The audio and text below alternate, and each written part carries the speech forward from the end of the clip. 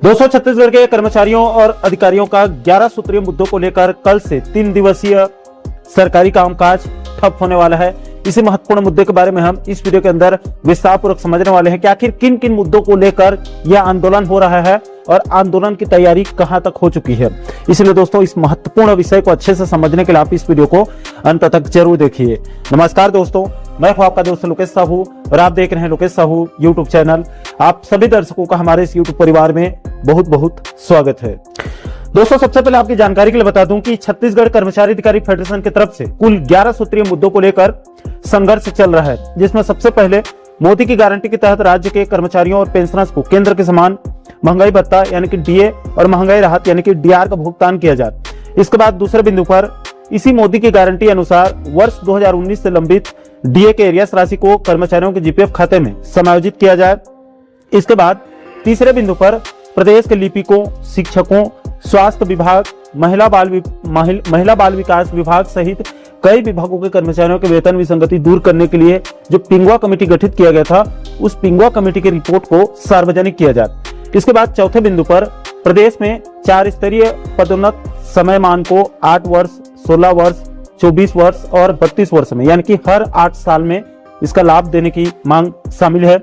इसके बाद 5वें बिंदु पर सहायक शिक्षकों और सहायक पशु चिकित्सा अधिकारियों को भी त्रिस्तरीय समयमान वेतनमान का लाभ दिया जाए और नगरीय निकाय के कर्मचारियों को नियमित मासिक वेतन और समय पर प्रमोशन का लाभ दिया जाए।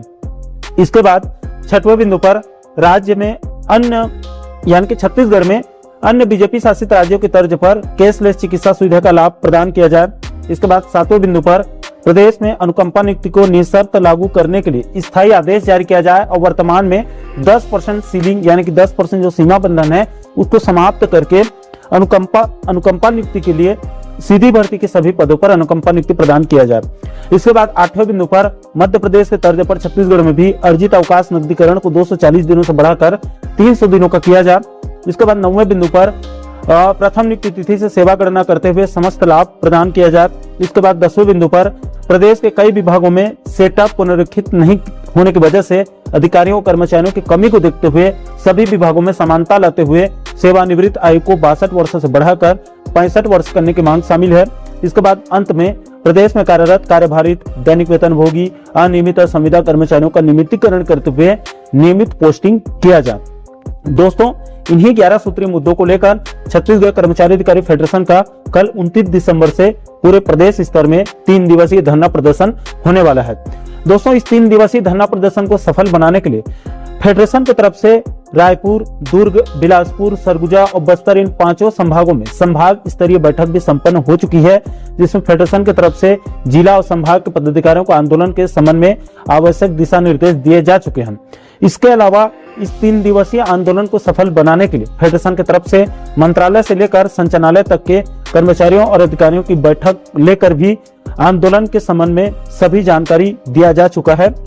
इसके अलावा इस 3 दिवसीय आंदोलन को सफल बनाने के लिए फेडरेशन के प्रांतीय संयोजक कमल वर्मा जी ने वीडियो जारी करके प्रदेश के सभी विभागों के कर्मचारियों और अधिकारियों को इस आंदोलन में बढ़ चढ़कर हिस्सा लेकर ज्यादा से ज्यादा इसमें शामिल होकर इसको सफल बनाने के लिए आह्वान भी किया जा चुका है। तो दोस्तों, केंद्र के समान डीए-डीआर सहित 11 सूत्रीय मुद्दों को लेकर कल 29 दिसंबर से लेकर 31 दिसंबर तक 3 दिवसीय महाआंदोलन होने वाला है, जिसमें प्रदेश के सभी सरकारी कामकाज जो है वो ठप होने वाले हैं, जिससे आम जनता को भी भारी परेशानी हो सकती है। इसलिए शायद सरकार को इस गंभीर मुद्दे को जल्द से जल्द संज्ञान में लेकर फेडरेशन के प्रतिनिधि मंडल को वार्ता के लिए बुलाकर अभी तत्काल कम से कम केंद्र के समान एरिया सहित 58% डीए-डीआर का तत्काल आदेश जारी कर देना चाहिए और बाकी मांगों के संबंध में भी कुछ सकारात्मक पहल करके एक बीच का रास्ता निकालना चाहिए, जिससे छत्तीसगढ़ के कर्मचारियों का उनका जो अवकाश है उसका भी नुकसान ना हो। 3 दिन जो आंदोलन होगा उसमें उनका अवकाश का नुकसान होगा, वो नुकसान भी ना हो और सरकारी कामकाज प्रभावित होने से आम जनता का भी नुकसान ना हो और राज्य सरकार को कार्यालय बंद होने से जो राजस्व प्राप्ति का नुकसान होगा उसको भी बचाया जा सके। अगर मुख्यमंत्री विष्णुदेव साय जी और वित्त मंत्री ओपी चौधरी जी संवेदनशीलता दिखाते हैं तो राज्य को भारी आर्थिक नुकसान होने से बचाया जा सकता है।